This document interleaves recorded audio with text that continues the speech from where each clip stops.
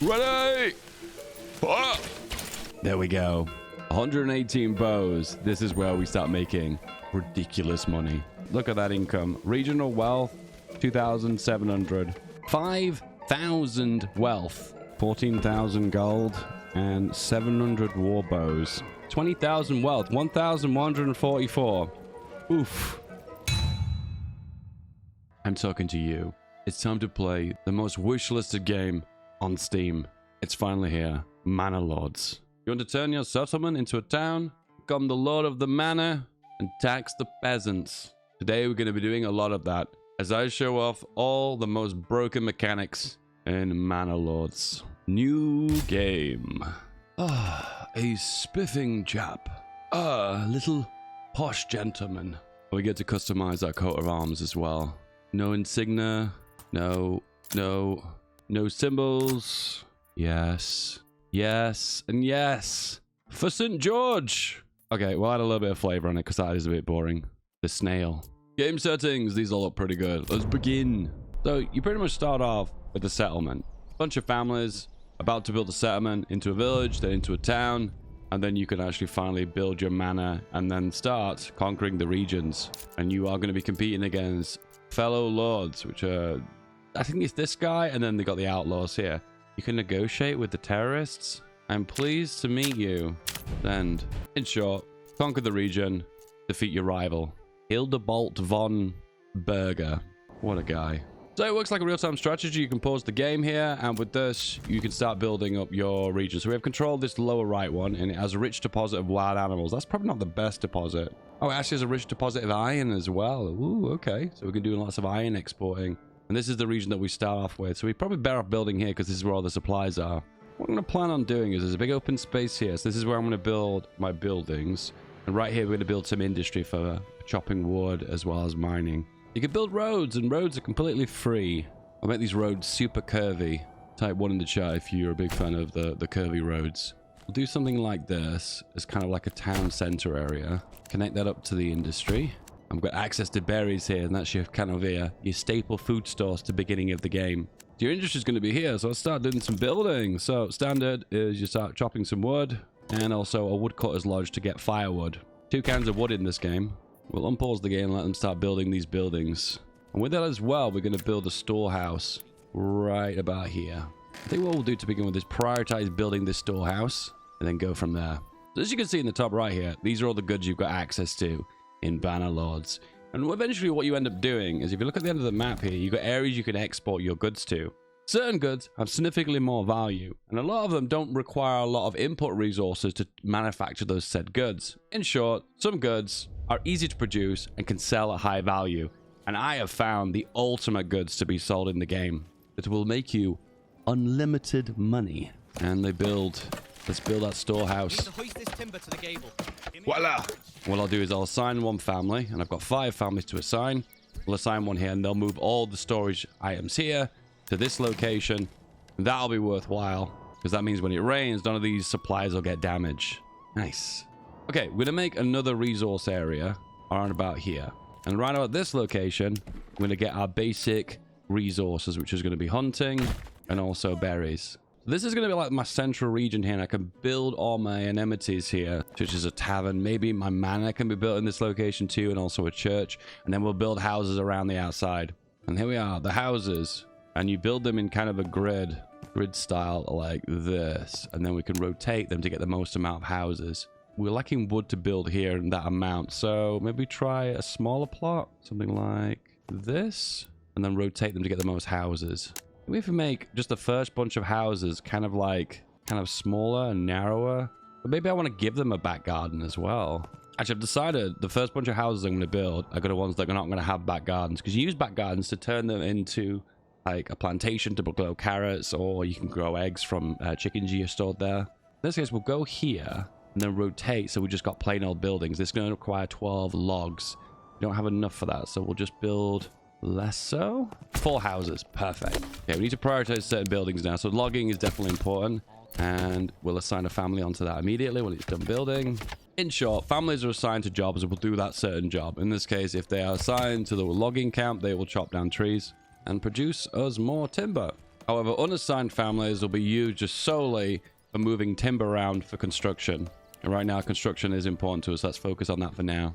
And our first house is complete. The first family will move in there. Good. All right, we need a granary now. I think what I'm probably going to do is build the granary next to the primary food stores over here.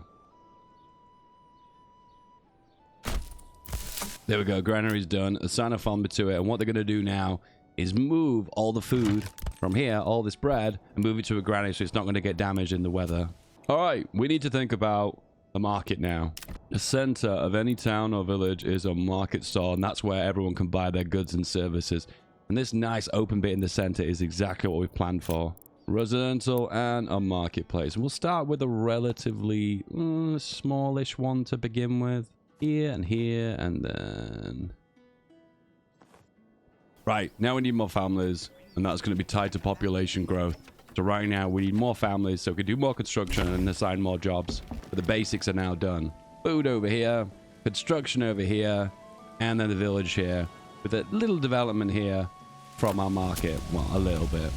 An easy way of getting population is go for this one. Homeless people's tents. I'll upgrade this for only 1 log, and this gives like accommodation for like 4 families. So let's give this a blast. And as you can see, if there's empty homes, there'll be a massive surge of population to your region. There we go. So now we've got enough houses, we've leveled up, meaning our development is now gone from a small village to a medium village. And then we can click on the development here and then go for specific upgrades to improve our settlement. And I realized the name of my town, I'm not feeling it. It's not vibing for me, okay? There we go. So, what's the matter? What is the most OP strat to maintain your village and then potentially make a lot of money? This is pretty good, sheep breeding. However, I've found from testing that the breeding is incredibly slow, so not recommended. However, the one true meta is trade logistics, which eventually leads on to tariff-free trade, meaning you can buy it, sell at the exact same value. And with this, the amount of money that rolls in is astronomically huge. Would recommend. However, for now, we'll hold on to this point because there's not really much point in spending it. I feel like in a desperate situation, we might need to spend it somewhere else. But right now, I think we're doing okay. Just got to make sure we keep an eye on food and make sure it's kept nice and high. Now, to level up again, we need 2 plots, 2 housing plots that become level 2. To level up to level 2, you're going to click on this, but you're going to meet their set requirements to upgrade. In this case, they need water access, they need a church level, access to a fuel stall, 2 different kinds of food, and 1 type of clothing. They've got a lot of demands. We'll work towards that. All right, population's growth now. We've got a new village. Now, to get more pop growth and to have a nice gradual increase in pop growth, you need more approval. And approval is just based on what they already need to upgrade their plots anyway. Next thing we're going to need is planks. So we can turn timber into planks, and we can do that just by constructing a sawmill. I'll pop that right there. Pop growth is really big early game, so I'd recommend just building as many houses as you can early on. Sawmill's done. Assign a family. I'm going to tell them to always keep a reserve of 10 logs. Okay, we have the space now for 14 families, but we've only got 6. So right now, house building's totally fine. Now let's expand into the center and actually build a proper settlement. All right, we've got enough planks now, so we're going to assign them off the sawmill. You tend to do this a lot in this game. You end up assigning families to assign to jobs, then after unassigning when you've got the resources you need. There's only like certain resources you need in the game to continuously make. An example is firewood, fuel, which in this case is firewood, and top it off, food. Now, the rest of them, you can just kind of unassign and reassign them over and over again to get the resources that you need. All right, a church right next to the market. Near enough. Okay, a bandit camp has been sighted, and usually it's recommended that you intercept it. They've got way more numbers than me, so I don't even think I'm going to be able to put up a fight. However, I can, if I wanted to, form a militia and send over my 14 guys. It's pretty much going to be even numbers. I don't think that's going to be a good fight for me. Should I just do it anyway? Yeah, let's do it. Okay, how are we going to fare? Let's go. I'm presuming I've got better stats than the bandits. I hope so. The biggest sacrifice I can make here is if I lose some of my troops. Remember, that's losing potential efficiency of my families back at home. If I take a lot of losses here, the net result of this, I could lose a massive amount of productivity at home. And the net result is mass casualties, even on my end as well. And then we go to the bandit camp and take the resources. It usually gives me quite a lot of money, so let's just see how well we do. And choose to send resources back home. And it's net wealth 191. Okay, that's worth. And what we could do at the market is buy things that we need. Because we've got a rich resource of animals, and that pulls in hides as well as meat, what we can do with those hides, we'll build a tannery here to turn those hides into leather, which can be later used to make into clothes. Well, also something I like to do is build houses with really big plots.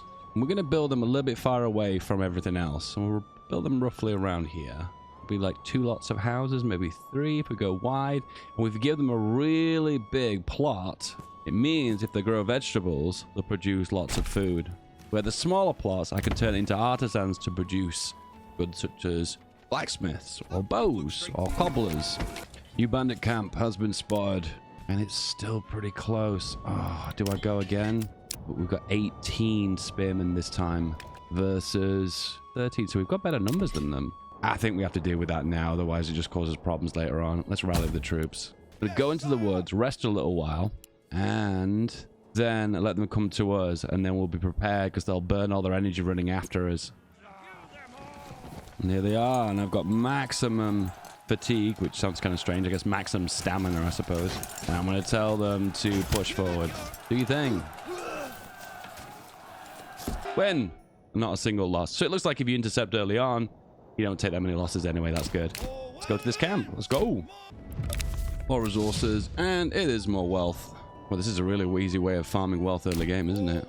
So upgrading this home is going to require 2 kinds of food and 1 kind of clothing. We're working on the clothing. We need access to more food, though. One easy way of getting food is using these big plots to farm for vegetables. Vegetables, vegetables, and vegetables. One thing I realized is probably the granary and also the storehouse probably should be located in the central region, so they're near the market, so goods don't have to move back and forth. So everything kind of comes to the center. Okay, we'll fix that later. And the beauty of these little gaps there, you probably think, oh, well, this is a waste of space. No, this is easy, because what you do here is these little tiny gaps are absolutely perfect for markets. There you go, a tiny little narrow marketplace. When this one fills up, they'll move here.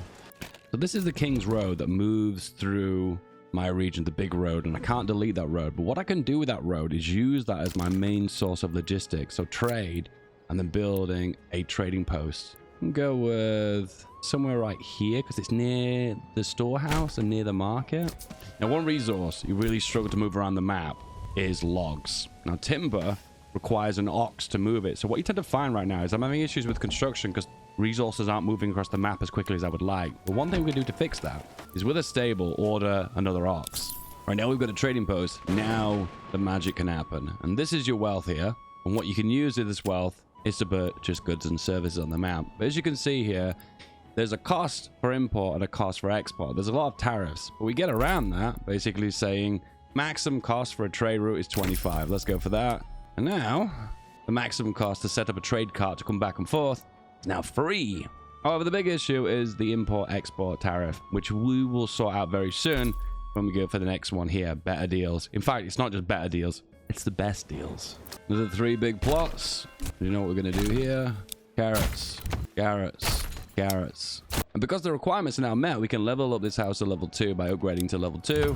This one's close. We need clothing. We're really close, though. It should highlight any moment this. There you go. Upgrade to level 2. All right, we need a lot more level 2 housing now. What we're going to do to fix that is build houses. And of course, we're going to build them relatively close to the town center. And they're going to be fairly decent inside, so they've got like a plot on their back garden. Something like that looks pretty good. To get that next development point, we need at least 2 houses that are development level 2. And we're working on that now. Then we can begin the trades. Compared to these houses here, which are kind of like very basic looking, we have something like this. Ooh, what a modern establishment. Boom, settlement leveled up. Now we can go for better deals. And then if we look at our trade post now, we can see the cost for import and export is exactly the same price. I personally think that's maybe a little bit too OP, but I'm not going to complain.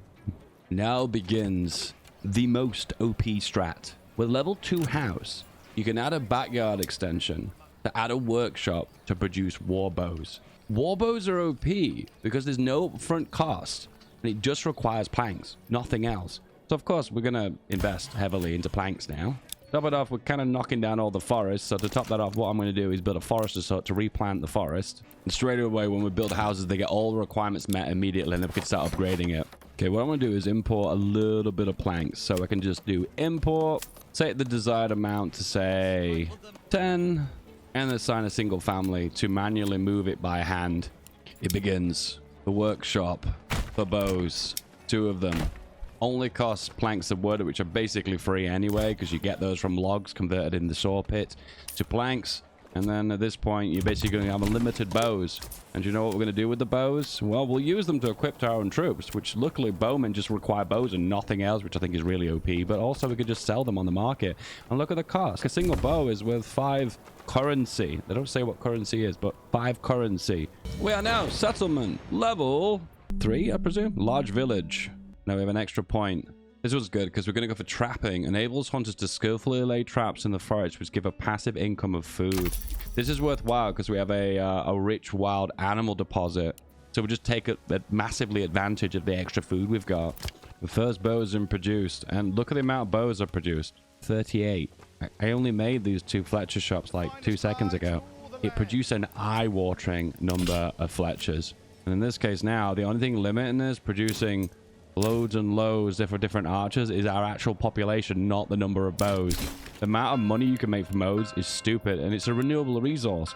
All it requires is wood that has to be sawed into planks, and there you go, unlimited bows. Okay, more varieties of food are important, and we're going to go for a chicken coop, which gives eggs, which is another food source, and practically it's an unlimited reliable food source too. So, and also based upon the size of the plot, it's not affected by the size of it. If it's a very small area, you can fit chickens. But for growing carrots and cabbages, you need a very wide area. So I need 108 bows because I want 3 archer militias. What I'm going to do is go to my trading posts, specifically say I want to set up a trade route for war bows and to export them to keep a key number of 108. All I really need to do now is more Fletchers. There we go. 118 bows. This is where we start making ridiculous money. Bows, we need more bows. You need at least 4 Fletchers to start making practically unlimited money. So work your way up to that. Okay, expansion's needed now. We need to move into every different industry. So I'm going to build a bunch of like high density housing. Then we're going to start working on the stone here. Then we're going to start mining the iron here. Then we need clay, which we're going to turn into roof tiles. Entertainment, you say? Oh, let's build a tavern. Right about there. So I can either import the ale, which has cost 8 apiece. That's quite high. Or I could import the raw resource of 2 for the barley. Then make it into malt. And then make it into beer. God, there's a lot of steps though, isn't there? Now let's do it. 15 barley. Malt house. Right next door. And then you need a brewery. And a brewery is not a building you can place. It has to come from an extension to an existing house. So let's make a single brewery here. I also want more clothes as well. So we're going to go with a cobbler. And I guess a tailor as well. We'll have a cobbler and a tailor next to each other. The clothes district, the fashion district. Now we've got practically unlimited money from the bow sales. We can start importing flax, which can be turned into linen. Linen can be turned into clothes. You're going to wear your bed sheets. And at the same time, let's import some wool as well. What? You've got enough bows, Dave? No. It's unlimited money, so more bows. More Fletcher's workshops. Alright, the final thing to do to get level 3 dwellings is to upgrade the church. More god power with a church with tiles. Alright, almost level 3. Practically maxing out here now to get the mana. And all we really need is an extra food type. We have the food types, but the storage of them is going up and down like a yo-yo. We need to consistently produce different food types. And it's just a little bit of a struggle, being that we're really only producing berries and a little bit of meat from home. So we import a little bit of meat. Import a little bit of bread. You remember, we've just been selling bows, nothing else. Look at that income. Regional wealth, 2,700. Wood converted into pure currency. Things are starting to come together. Well, apart from bandits stealing my stuff, though. Shall we show the power of archers? Yeah, let's do it. So 3 different brigades, shall we call it? Brigades of archers. Yeah, that's it. Rally the boys. Here they come. Loads of archers. I'm going to tell them specifically, please don't run, because you'll fatigue yourself. We're going to have to go quite a distance to go over to here. So I need you guys to all line up here in a row and fire at will. And we now have the ability to upgrade to level 3. This is big because it adds another family. They produce more wealth. And it allows us finally to get the small town, which allows us to build the manor. All right, here they come, making their way through the woods. Tell them to walk, so keeping their effectiveness up. Morale, tip-top. Usually when the bandits see us at a certain range, they'll start to maneuver towards us. And they are. There we go. They're on their way. And I'm in a position now where I can hold ground, stand your ground, fire at will. And here they come. Unfortunately, it is raining. That means archers aren't as effective as they would normally. 40% effectiveness reduction. But being that we outnumber them 3-1 here, this should be an absolute stomping. Ready! Ah! You can see their effectiveness dropping and their morale is absolutely getting bruised. I think they may not even reach us in time. Yep, they're broken before even reaching us on the front line. I mean, all fair, that's a perfect situation. Means I take no casualties. I'm going to tell them to run as well. I don't care about the fatigue at the moment. And take the resources. And it's 115 wealth. Thank you. I don't get the resources back there, which is sad. Anyway, regardless, come back home. Oh, we do get the wood back. Stolen 14 wood. And these are all the resources added back to us. I presume that's what that means. 14 wood and 14 back. Yeah, it is. Yeah, it is. So we did get the resources back, plus we get some food. So it's plus we get some money, so it's all worth it in the long run. We are now a medium town. Doubles the amount of meat harvested by hunters and butchers from the goat pens. So I can make goat pens. I forgot I can even do this. Now we can make a goat shed, which says it generates meat. But here it said just generates hides. So regardless, we'll do it. Look at these fine houses. Well, they're not just houses, actually. They're all shops. Got the tailors, cobblers, brewery, and loads of Fletcher's shops. 2 more plots, a level 3, and then I level up to a medium town. Meanwhile, 5,000 wealth. We are now a medium town. Next up, we're going to go for the charcoal building, which just means firewood becomes double as effective, which is super really strong. Right, so bows, definitely not a problem with me. How many bows have I got in total now? Bows, you have 300 of them. We're going to go with 144 as my surplus. That means I get 4 brigades of archers.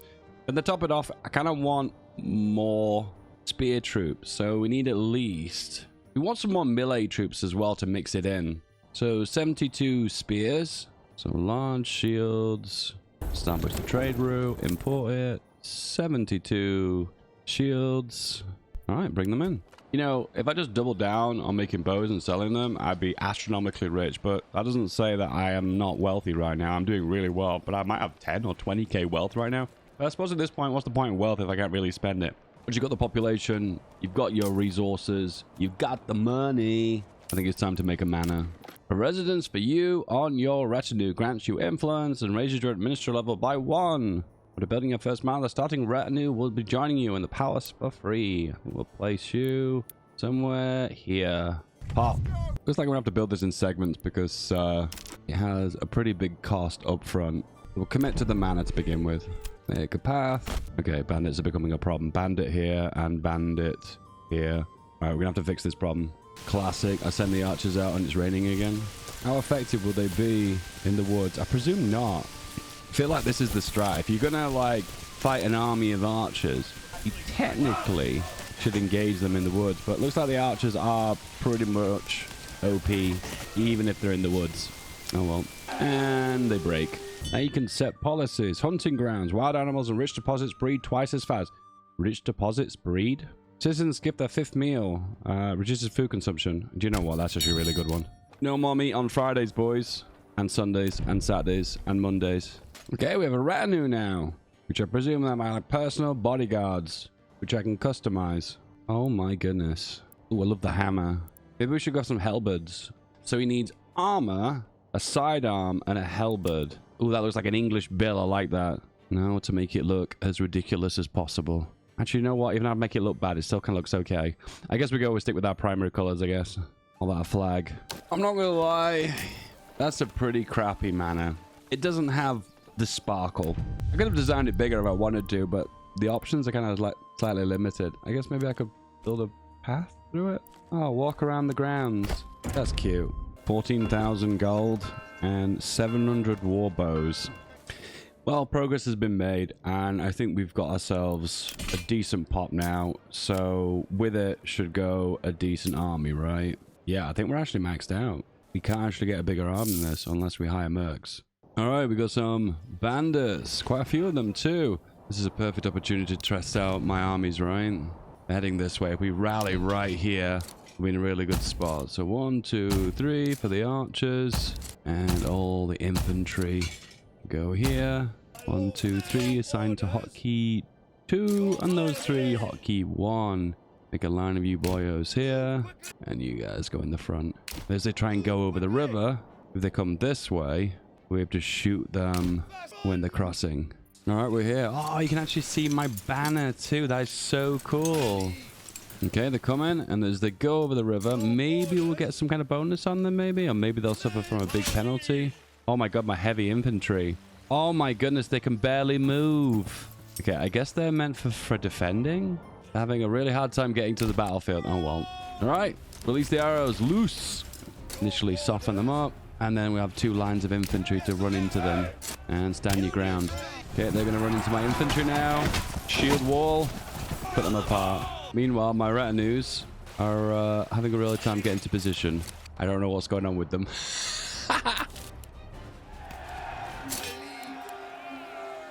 Oh, that wasn't much of a battle. In fact, that was anticlimactic, to be fair.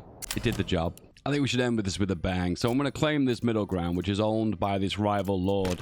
If I claim it, he'll more than likely contest that claim, and it'll be an act of war. There you go. The Gauntlet's thrown. The Battle of Waldbrand. And this is his army appearing on the battlefield. We have 2 brigades of archers. That it? Huh. Oh, he's got another army coming from here as well. And that's his retinue. A 36 heavy infantry. Okay. They're gonna meet in the middle here. Maybe I should intercept the archers immediately. Yeah, I'm gonna rally all the infantry at first. Immediately. I'm gonna learn my lesson from last time. I'm gonna select everyone and tell them to walk. We're going to walk to here, and we're going to intercept these archers before they meet with the rest of the army. I actually don't think this is winnable. I think the numbers are pretty equal, but I don't know. You engage them, and you engage these ones. Okay, they've split, and now they're running. Ah, they're not even going to engage us. Oh no, are they hitting and running? They are. Oh god, I feel like I'm playing Total War. And then we engage them, and we should be able to strip them apart here. It's clearly the infantry counters the archers right in melee. Okay, we broke them. All right. I have a feeling they're going to run away and they're just going to come back. And then we're engaging these ones here too. I have a funny feeling as they run away, they're just going to rally again to a different location. Okay, now run. Run at the very last second. And I guess maybe I do attack bonus for charging maybe. I'll take a guess. And in they go. And then push forward. I'm actually really impressed with individual troops fighting. It feels like I've like babysitted them from armies, from families, to their work, to progressing their settlement, up to soldiers, and see them individually fight now. I feel like I've got like a little bit of a personal, I don't know, I feel personally touched by these troops, you know? I feel like they're, I've raised them from the ground up. And there we go, broke. Okay, are they going to run all the way off the map, or are they going to come back later on? Because I don't want them to come back later on. You know, I think the secret to this is to arrive onto the battlefield first, dig in, get your stamina bar back up again, and then intercept. Because right now he's in an advantage now because he can kind of dig into that position. Okay, I think we're going to meet on the battlefield here. Everyone, come here, go, off you go. The battle begins apparently. Okay, not feeling too optimistic about this one, lads. Okay, so archers, I'm going to get into a 3 thin width here. And then you guys can be here. And then you guys can sit on the flanks. Missing one of our infantry bands as well. I can make it well if you drop all the claims. No. So it's basically the negotiating on the battlefield. The classic thing to do before a big battle. They're approaching me now, so they're going to take a little bit of effectiveness damage from marching. He's marching on the flank here. The AI is actually kind of smart. I don't know, it's behaving in a way where it's trying to intercept me. It's kind of cool. Alright, fire at will. So a lot of these are marked, actually, as mercenaries. Mercenaries. The only one that says a retinue is this one. Kind of worried that when my infantry arrive, they're going to be so fatigued They're not going to be able to fight anyway. All right, here comes the arrows. And they're landing. I want you to all aim at this guy. Aim at that retinue. And I just don't care too much, so I'm just going to tell them to friendly fire. In the meantime, my retinues, which is meant to be the best troops here, are going to engage. However, they are incredibly badly fatigued from carrying all this heavy armor. Are they even going to be effective? I don't know. Probably not. Enemy has spotted, and there is another army arriving. 2 lots of archers. Those are the ones that just ran away? Maybe. There's a lot of troops you have to deal with, and we can't rally any more troops than what we've already got. These are the maximum, so I can't even get any more brigades. Anyway, meanwhile on the battlefield. Okay, the archer militia is fleeing. I presume that's the enemy one. Yep. Meanwhile, my retinues, they don't look much different from regular troops. I suppose it's got a pole arm here, so it's... This guy's got a regular sword and shield. I guess the sword is better than a spear, right? I presume. I think one thing that really sticks out to me is the uniqueness of each individual model. Like, every single troop looks different, you know? I think it's actually making it a little bit difficult for me to know who my troops and their troops are. All right, the reinforcements have arrived. Hannibal has planned his ambush, and these gentlemen will be able to flank. I don't feel too optimistic about that, because look at the effectiveness, 8%. And that is because of fatigue. They have got this archer brigade here. Maybe I should just intercept them. Yeah, they're going to do that. They're too fatigued to run. Oh, this is really bad. It's really cool how you have to plan the battles out and think about the stamina. I feel like other games of this scale don't seem to take into account a lot of these kind of more minor stuff. I feel like when you enter the battle on a lot of these kind of grand games with so many troops on the map, I feel like you don't have to set up and plan the battle before in advance, you know. Okay, I think we're actually doing okay. He's broken there. He's broken too. It looks like can I attack them on the run? No, it looks like when they break, they actually run off the map. Ah, okay, that's good actually. So that lets me know where I stand. I have to move everyone back now into a big clump because I want everyone to regain some stamina. Because now I'm holding this region and I'm claiming it. They have to come to me, and now I'm in an advantageous situation. Okay, archers, we're going to spread you out, and you guys we're going to do a battle of skirmishers. And I've got twice, maybe even 3 times as many archers as him, so I feel quite confident that I can win this sniper war. You can see the fatigue and the morale bar going down, and the troops are dropping. Surprisingly, going to fight for the last man? No, they're not. And there you go, victory! The Battle of Waldbrand. Peace has been declared, and I now claim this territory. Wow, big battle, very strong, very powerful. Much wow. No lie, when it comes down to positioning my troops, I did the right thing to intercept their archers to get their numbers down, because I think if they unified their armies, they would have a bigger army overall than me. But however, when I intercepted this army, I feel like I intercepted a little bit too early, and my troops were really badly fatigued. Well, guys, this is how you build an economy completely off bows. And you can see I didn't build any farms. I didn't build any pastures. I was relying on meat and berries for food source, as well as a little bit of carrots and eggs as well. But the vast majority of food, as you can see, was imported. I was importing everything. Everything apart from honey. And look how much money I've got. 20,000 wealth. Right now, I'm so unbelievably rich. I can afford anything. That's right, guys. Making bows gives you unlimited income. How many bows do we have? 1,144. Oof. If you want to see more Manor Lord, please let me know in the comment below. Apart from that, guys, have a good day. Bye-bye.